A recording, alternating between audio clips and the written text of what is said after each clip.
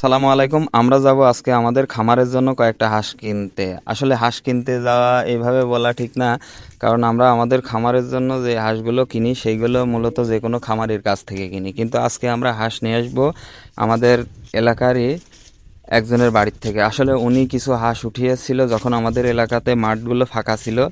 তো হাঁস ওঠানোর পরে এখন মাঠে ধান লাগানো হয়েছে, যার কারণে এই হাঁসগুলোকে তারা বাইরে ছাড়তে পারছে না এবং অতিরিক্ত খাবার খরচ। আর এই হাঁসগুলো আমরা জানাশোনা এবং বয়স অল্প, এই জন্যই আর কি আমাদের খবর দেয়, তাই আমরা সেই হাঁসগুলো দামদার করে আজকে নিয়ে আসতে যাচ্ছি।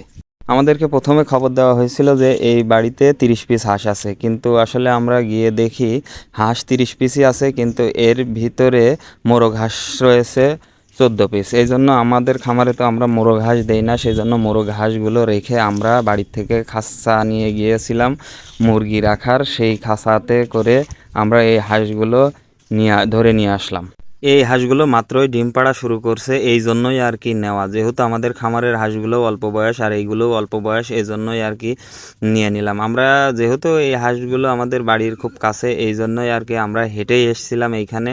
তারপরে এই হাঁসগুলো নেওয়ার জন্য আমরা একটা ভ্যান ডাকি, কারণ ভ্যান ছাড়া এই হাঁসগুলো এই খাঁচা দিয়ে নিয়ে যাওয়া সম্ভব না, খাঁচা ভেঙে যেতে পারে। তারপরে আমরা হাঁসগুলোকে গুনে এবং তাদের টাকা পয়সা দিয়ে আমরা হাঁসগুলো ভ্যানে উঠিয়ে নিয়ে আসলাম। এবার খামারে আসার পরে আমাদের আরও কিছু কাজ রয়েছে এই হাঁসগুলো নিয়ে। এই হাঁসগুলো মূলত আমরা সরাসরি আমাদের হাঁসের খামারের পালে দিতে পারবো না। এই হাঁসগুলো মোটামুটি 2 দিনের মতো আমাদের আলাদা একটা জায়গায় রাখা লাগবে, কারণ বাইরের হাঁস ঠিকঠাক ভ্যাকসিন করা নেই। আর আমরা আমাদের এই হাঁসগুলো আমাদের খামারে দেওয়ার সময় অবশ্যই ভ্যাকসিন করে তারপরে দেব, কারণ বাইরের থেকে যে হাঁসগুলো আসে এরা বিভিন্ন সময় বিভিন্ন রকম রোগ জীবাণু বহন করতে পারে। যদি এইরকম কিছু হয়ে থাকে তাহলে আমাদের হাঁস সহ অসুবিধা হতে পারে। এই জন্যই আর কি আমরা এই হাঁসগুলো মোটামুটি 2 দিন আমাদের একটা মুরগির ফাঁকা ঘর আছে, সেই ঘরের ভিতরে রেখে দেব। আর এই হাঁসগুলোকে আলাদাভাবে খাবার এবং শামুক দেব।